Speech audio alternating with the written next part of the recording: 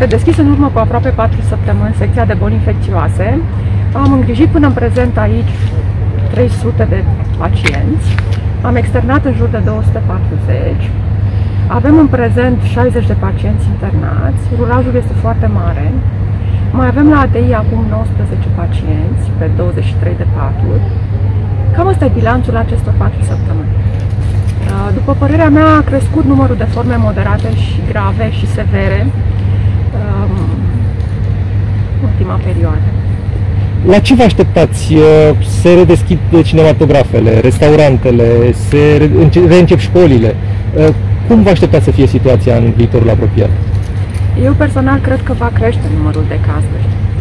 Odată cu începerea școlilor, cu redeschiderea restaurantelor, a cinematografelor,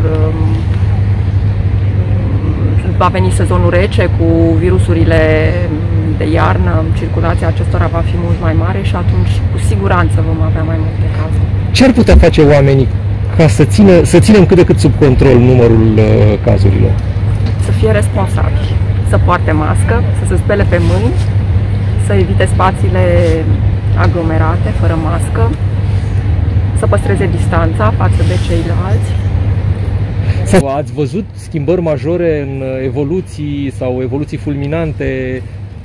Schimbări majore nu, dar tabloul clinic al bolii este foarte polimorf și oamenii vin cu manifestări respiratorii, alții cu manifestări digestive, unii cu manifestări neurologice, alte virusuri respiratorii, deși clinica este similară, dar evoluția și potențialul evolutiv al acestei boli este diferit față de ce știam noi.